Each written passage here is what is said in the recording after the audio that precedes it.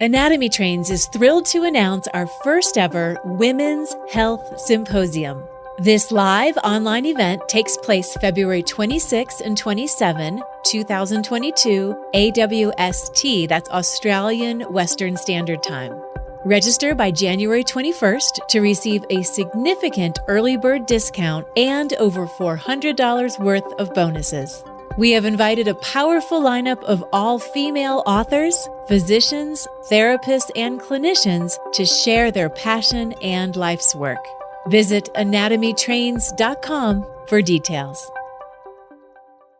This episode is brought to you by the Massage Mentor Institute. Diane Metkowski, also known as the Massage Mentor, and Allison Denney, also known as Rebel Massage, have teamed up to bring you the Massage Mentor Institute. MMI is a collection of teachings and education opportunities from industry leaders around the world, because your continuing education experience should be whatever you want it to be. They are building community one body part at a time, and they want you to be a part of it. Head over to themassagementorinstitute.com today to see more, learn more, and do more.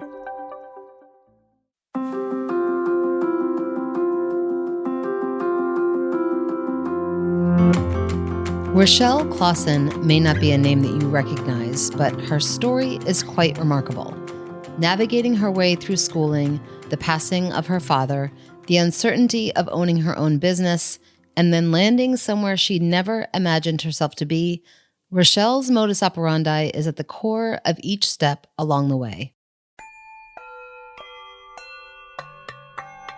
Is there any other choice than to be a Roomba in life? You bump into the wall and then you gotta go right. Rachelle's beginning of her massage and bodywork career started like many of us. Not quite knowing what the plan was, she found herself listening a bit to the universe. Well, I have to reach back in my memory banks now because I can't hardly remember before I was doing massage. But it was a very unpredicted path. It happened in a ceramics class. I was taking a ceramics class for fun as I was kind of doing part-time work. I had been working in the legal field as a temp for 5 years and knew that I hadn't found what I wanted to do. I knew desk work wasn't it. It felt like it was sucking the soul out of me. And I took a ceramics class and was living down here in San Diego. And during the class, we did this project where the teacher was demonstrating making a death mask, but doing it instead of the normal way of using plaster of Paris and putting on the bandages. It was pouring it on and with a quick set plaster. But the plaster was too diluted or something, so it wasn't setting up. And the guy who was the volunteer had straws up his nose, and the plaster was melting and it wasn't working. And one of the straws fell out of his nose. And we all kind of like held our breath, panicking, thinking, oh my God, this guy's going to die on the table because he can't breathe. Of course, he could have just scraped the plaster off his face at any point. So he wasn't actually in any danger, but we were freaking out. And he put a thumbs up, like, keep going, keep going. And then one of the women in my class walked over and put a hand on his shoulder and a hand on his elbow. And I watched his body just settle. And after it didn't work. They had to scrape it off and we had to throw away the project. But I walked over to her and I said, I'm sorry, who are you? And what do you do? Because something just happened there. And she laughed and she said, oh, I'm a retired massage therapist. And that was kind of the moment. I mean, it was sort of the pivotal moment where I thought, this is something I want to know more about. I had a bachelor's degree in psychology. I had been studying performing arts, dance, and theater, and physical theater, and have been fascinated by the body for my whole life, really. I think I started studying ballet when I was 4, and because I demanded it of my parents, not because they chose to put me in ballet classes. And I was like, I need to learn more about this, because I don't think I realized at that time that massage therapy was a thing a person could do. Certainly in my performing arts background, I was sort of the resident massage therapist because I had good hands that could help people's shoulders relax. And they're like, where did you learn all this? I'm like, I just think it looks like it would really feel good. So I would do what looked like it felt good. And that was the beginning. In this pivotal moment, Rachelle decided to take her background in dance and her degree in psychology and research what might be out there in terms of massage school. She found what she was looking for at the Mueller College of Holistic Studies in San Diego. I checked out their program and I was just enamored. I mean, it was really riveting to hear the breadth of the program and how massage therapy wasn't just massage therapy. It encompassed all of my psychology degree, all of my performing arts background, all of my understanding of what I say is like being a thinking, feeling soul in a physical form. But Rachelle didn't just go to school, graduate, and then get a job. She stumbled upon an opportunity and turned that into her education. So I called the school to find out how many hours again was required to get a license. And while I was on the phone, the admissions guy said to me, I don't know you, and I don't know if this is something I'm supposed to tell you or not, but I'm feeling compelled to let you know we actually have a job opening here at the school right now, working as the admissions coordinator. I don't have any idea if you're qualified, but if you are, get your application in like today because they're making a decision tomorrow. That night I put it together. The next day I brought it over in person. They interviewed me on the spot, and that was in between dress rehearsals for a dance performance I was in. And I literally went from costume to interview outfit back to costume, and I had the job by the next day. So then I was like blinking going, what did I just do? What did I just do? But I also was part of my employment was that I would get my first 100 hours for free because it was required of everyone who worked there. So I thought, they're asking for a 2-year commitment, but no brainer. Just do the 100 hours, see where everything lands. And it landed well. And so I ended up working there all the way through until I was able to be licensed. And then I was still taking classes after that. So she was studying and she was working, and then she graduated and found herself where many of us find ourselves upon graduation, with the question of what to do next. She got a job at a hotel, which she argues was one of the best things she ever did, and got creative when it came to opening her own business. So when I was in massage school, I was very drawn to traditional Chinese medicine and the acupressure. We had a program that was actually called the Asian Studies program, as opposed to the Western Studies program. Western Studies had sports massage, was heavy on kinesiology and those kinds of things. Whereas the Asian Studies massage, you got to do tongue and pulse diagnosis and point location and all the TCM stuff. I spent a year in my college years in Thailand teaching English between my junior and senior year. And even long before that, I had always had a really strong draw to the Asian cultures since I was really young. And so living over there, not that I really was exposed very much to Thai massage, ironically, while I was living in Thailand. We did get Thai massages because it was nice, but I didn't know at that point I was going to become a body worker. But I was privy to the concepts of meridians and energy and, I don't know, qi, the balance of things, Japanese gardens, how balance is found in nature, and how I feel like the Asian cultures have a closer tie to that than you tend to find in the Western cultures. And so I studied the Asian therapies program at Mueller and graduated with that and all this great knowledge about acupressure. And then I got a job at a hotel where they offered sports massage and regular Swedish massage and deep tissue massage. And I was kind of bummed out that I hadn't actually studied any of these things because I felt like I was being pushed in skills I didn't really have, and probably wasn't doing them as skillfully for my own body as I could have been if I had done the training on that. So very early on, my practice got pushed back towards Western modalities. But because I had taken so many classes that were more energetically based, the subtle body modalities really made sense to me. And what I ended up finding that was, even though I didn't necessarily have all this deep tissue work, most people don't need as much deep work as they need deep relaxation. And if you can provide nervous system regulation and down regulation for them, it's easy to do deep tissue because they let you in. So I found that I was using the work, although it was not really on my menu, until I had my own menu and I was running my own practice. And then I still found not too many people were selecting it because they hadn't heard of it and they didn't understand it. So Rachelle got creative. She figured out how to pull what she knew into her current situation to work not only towards her advantage, but also for her clients. So I created these 3 different styles of work. That one was called the athlete, one was called the diva, and one was called The Alchemist. And in each one of those categories, I put these treatments that were more identifying with how I saw maybe the person saw themselves. And so they were like, well, I love this like concept of spirituality and alchemy. What's in that menu? And so that's where I had my craniosacral therapy, my Chinese song, my Asian practice stuff. But there was always some massage. So they would still get that. This seemed so creative to me, the ability to merge two different worlds and market it in a way that felt exciting to her and clear to her clients. I asked her how she became so good at problem solving. Is there any other choice than to be a Roomba in life? You bump into the wall and then you got to go right. I mean, it's very, I don't know. I mean, I think I'm a problem solver. I like problems, I don't like having difficulties per se, but I like solving problems.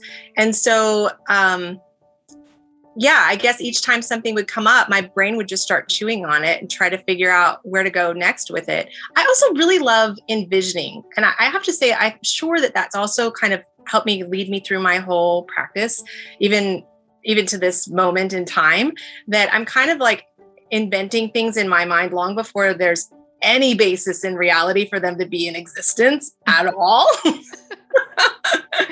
But I really think you can't manifest something until it's been a dream first.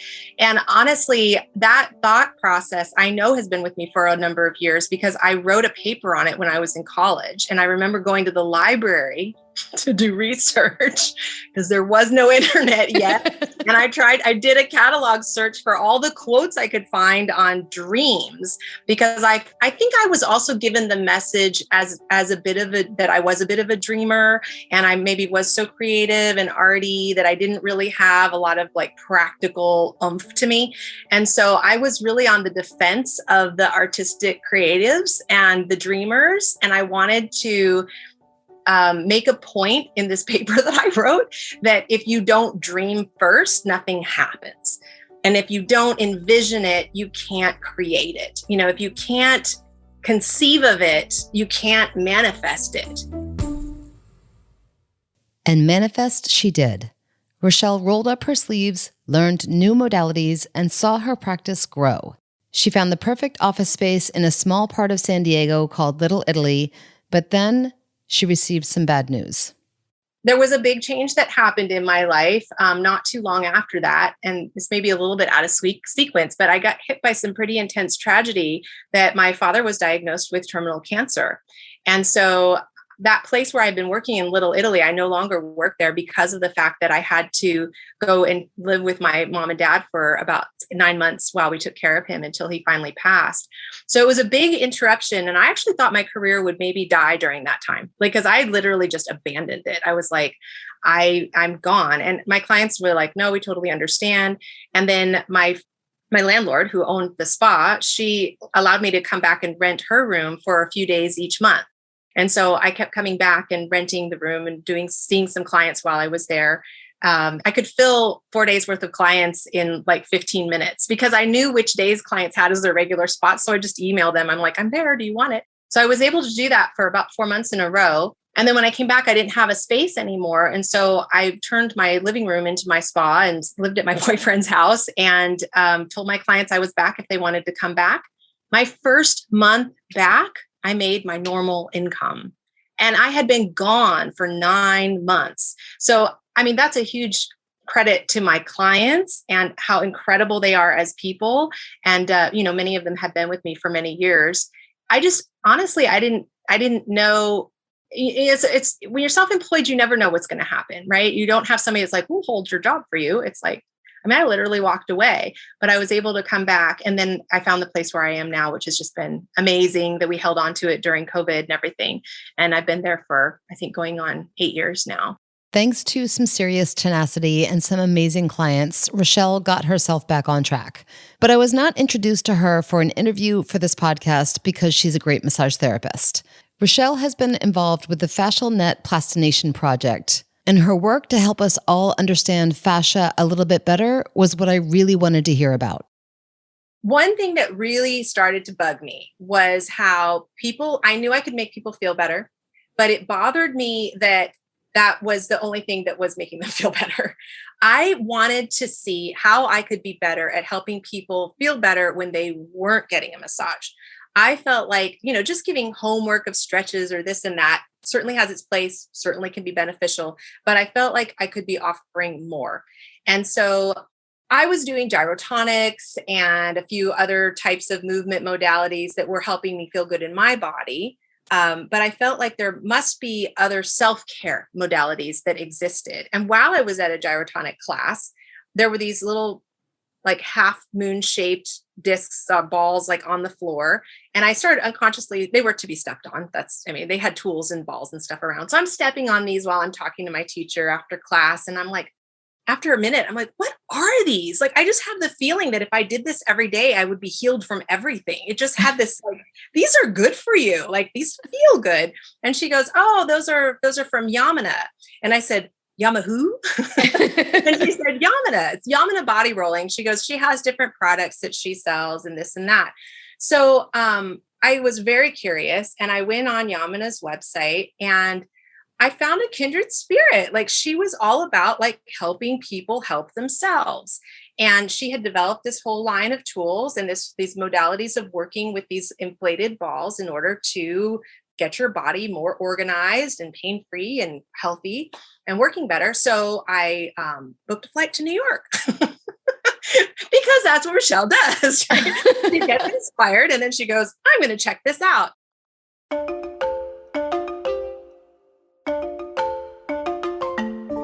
And check things out she did.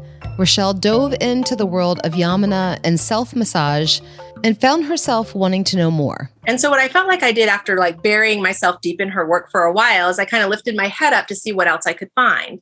And I found quite a bit. And within 1 week's time, probably, I had booked 3 more trainings. One with Eric Franklin, who happened to be in San Diego teaching a workshop to the physical therapists here. One workshop was with Robert Schleip, the co-founder of the Fascia Research Society. He was teaching fascial fitness in LA. And then the third one was with a hand and foot melt method with Sue Hitzman. And I said, I don't think I'm going to do the one that's in LA. And she goes, who'd you say was teaching that again? I said, I don't know, somebody, Dr. Robert Schleip, I think. Do you say Schleip? And she goes, Robert Schleip is teaching that class? And I was like, you know him? And she goes, Rachelle, get your ass in your car and go to that class. She says, he is the horse's mouth. Everybody else is quoting him. He's the guy that's doing the research. Go take that class. So I did. And in the meantime, I met a lot of other very cool people that are still friends of mine today that were all sort of on the precipice of craving more. So it was very lucky. I was just hitting everything kind of in the right moment. I got very involved with the AccuBall, which was developed by an acupuncturist and chiropractor, Dr. Cohen. And his work I also found just to be phenomenally powerful off the massage table, right? So I have now I've got AccuBalls and I've got Yamuna balls, and I did some work studying with the inventor of the Renoodle. And I was like, these are all amazing. And then I started to get people asking me like, well, which one is best? And I will share with you the quote that I'm asking everyone to make sure ends up on my tombstone. Different things do different things. And I can't stress it enough when people want to find the superlative of a style or of a tool. It's that different things do different things, and they all can be very exquisite in how they do that thing. I have found now that I have a lot of these tools and skill sets and trainings and certifications that I will have a much better ability to assess my clients' personality and behavior preferences as to what I recommend that they do for their self-care at home. I know that some people prefer passively just feeling better. So I will give them something that all they have to do is heat it up in the microwave and lay on it. They will feel better. And there's other people, they need to do something. They give me something to do. They need the active element of it. And so I will then work with them, suggesting that they try something with Yamuna balls or any other kind of melt methods, foam rollers, balls, those kinds of things, because they just respond better to it because it fits them better. And I think that's the secret sauce when it comes to really being able to help people, is being able to match the person with the thing that will help them the most. So clearly, like many of us, Rachelle became intrigued with fascia, how we can understand it more, how people can understand their own fascia better. And then what happened next for her opened doors that many of us can only dream about walking through. So I really was craving something more, something deeper, and something more academic. And that fit me because I had a pretty strong academic background.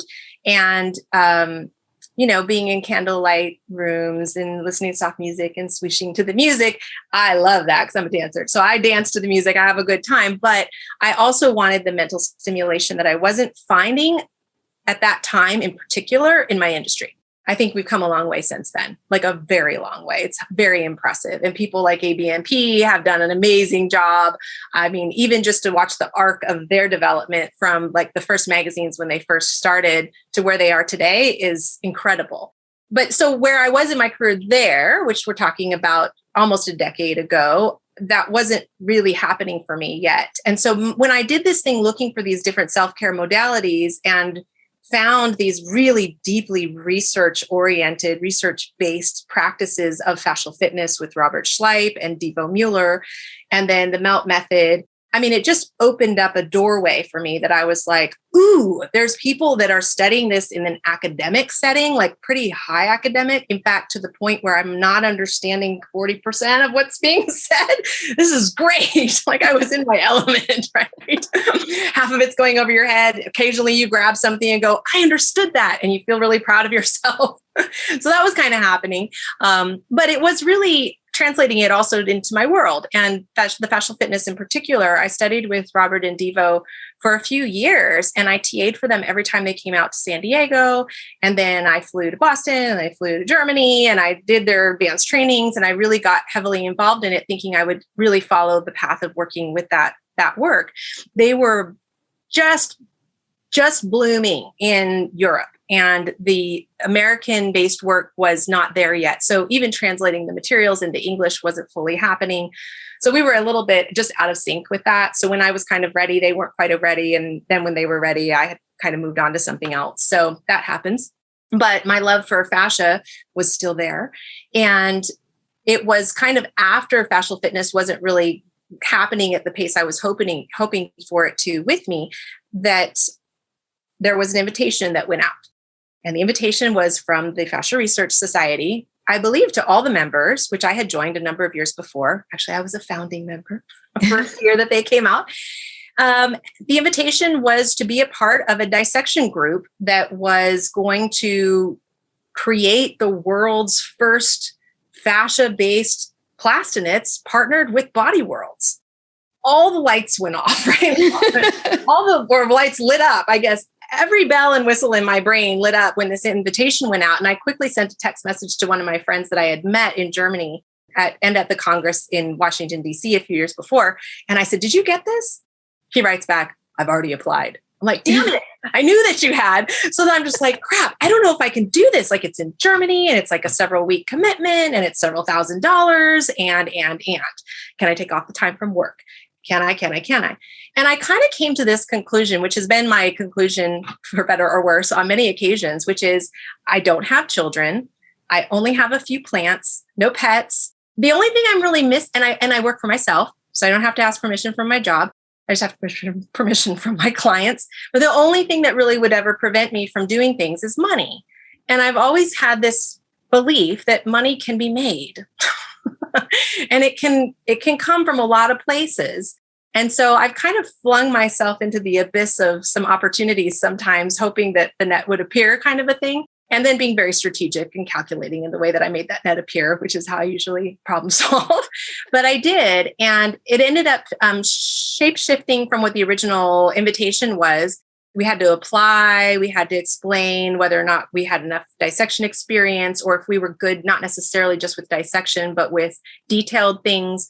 And I remember very clearly putting on my application to demonstrate my fine motor skills is that I'm very good at getting knots out of necklaces. It's a weird skill set, I know, but I somehow have quite a few of these necklaces that are really fine chains, and somehow I can always like untangle them. So I thought that was a good demonstration. And then I also can usually get price tags off in one piece. And what's hilarious to me is now here we are 4 years later, and I would have to tell you that price tag technique is actually very applicable to dissecting fascia. I mean, it really just goes to show that you never know what skill set you have that is going to show up and be helpful and productive for you later on in life. Rachelle has been working with the Fascial Net Plastination Project for a handful of years now, and what she has gleaned from this experience, she wants to share with the world. For me, we as massage therapists, we use our hands to feel textures and densities and movement within the human body with our hands. But what our hands can perceive is based on the maps that we've been given in our training. And unfortunately, the maps of the fascial system were largely omitted in most of our trainings. And so we're feeling a lot of things that we've never really seen, and nor can we completely comprehend because we haven't seen it by itself or in relationship to other things. May not know that bones are not the only things that muscles are attaching to. Some muscles attach directly to fascial planes. But if you don't see it, how can you conceptualize it? How can you feel it? I love dissection. I fell in love with dissection because I felt like it gave me X-ray vision. Suddenly what I touched, I understood, and I knew to a finer level of detail what it was that I was touching. And I want that experience to be available to more people than can even get themselves to a dissection lab. And to me, the very incredible value that Bodyworlds is bringing to the space of massage therapy is to help us be able to see what we're feeling beneath our fingers. And now with this Plastinet, we'll be able to see more than the things that we've already are well versed in: muscle, bone, tendon, ligament, blood vessel, nerve. We might know all of those, but if we don't know anything about how it relates to the tissues that connect, bind, separate, glide, we're pushing on things that shouldn't move. We're not realizing things that should move aren't moving. And this representation of the human fascial system is a big step forward in increasing our understanding about the fascial system. As massage therapists, I think it's essential. Listening to the twists and turns that Rachelle's career has taken over the years, of course, I wanted to know what advice she would give to her newbie self. I would tell my newbie massage therapist self that it's all worth doing, and it doesn't necessarily have to lead to anything because it's worth doing. So I think a lot of what I have done, I was hoping would lead to something, and it didn't.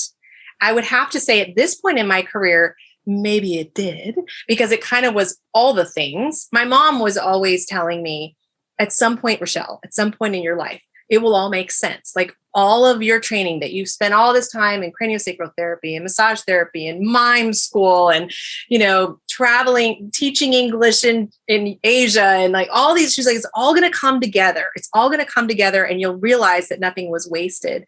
But I feel like my real belief at this point is that none of it's wasted, even if it doesn't come together.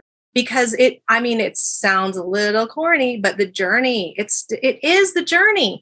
And it is so fun to be able to have all these pockets of things that I've done that can pop up in the right moment because they are all still there.